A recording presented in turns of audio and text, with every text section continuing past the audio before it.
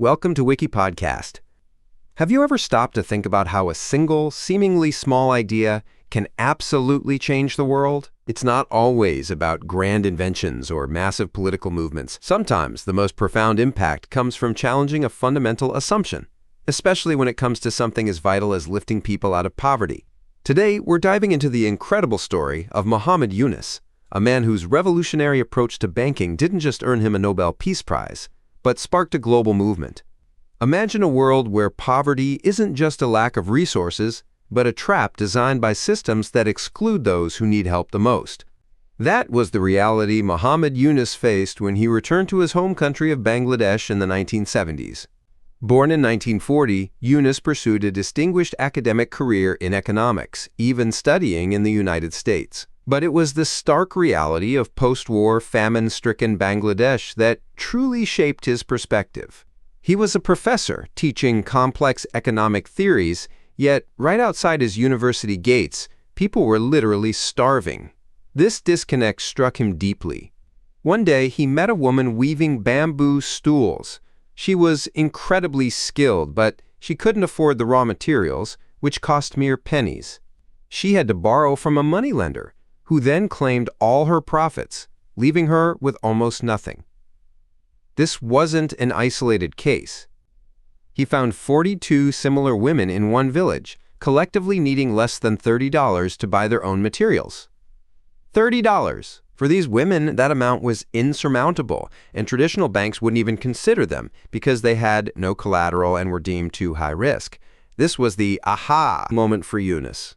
He realized that the banking system was designed to serve the rich, not the poor. It ignored the industrious, honest efforts of millions simply because they lacked assets. So what did he do? He took money out of his own pocket and lent it to those 42 women. It was a tiny experiment, but the results were monumental. They repaid him on time and used their newfound income to improve their lives. This simple act of trust, rather than collateral, completely rewrote the rules. This success wasn't just a fluke. It demonstrated a fundamental flaw in conventional financial thinking. In 1983, Muhammad Yunus formalized his idea by founding the Grameen Bank, which literally means rural bank. Grameen Bank was built on radical principles. Instead of collateral, it relied on group lending and social accountability. Borrowers, mostly women, formed small groups and met weekly. The group members supported each other, ensuring repayment and fostering financial literacy. Yunus specifically focused on women, understanding that empowering them often had a ripple effect, leading to better nutrition, education, and health for their entire families. The Grameen Bank model proved incredibly effective. It showed that the poor are not only creditworthy, but often the most reliable borrowers. From that small village experiment, Grameen Bank grew, reaching millions across Bangladesh. And its impact didn't stop there. The concept of microfinance spread globally.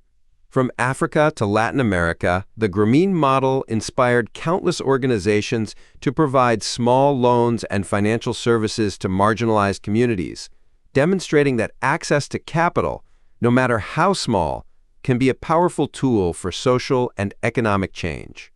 Muhammad Yunus's work challenged the very definition of poverty and how we address it. He didn't just give people money, he gave them dignity, self-reliance, and a path to escape the intergenerational cycle of poverty. For his efforts in creating economic and social development from below, he was awarded the Nobel Peace Prize in 2006. His legacy is not just a bank, but a paradigm shift, proving that even the poorest individuals with a little trust and opportunity can be powerful engines of their own upliftment. His story reminds us that sometimes the biggest revolutions start with the smallest loans. Thanks for listening. Write us your opinion in the comments on how microfinance can further evolve to address new global challenges like climate change or digital literacy. Subscribe to the channel to help more listeners reach our episodes. Thank you and have an amazing day.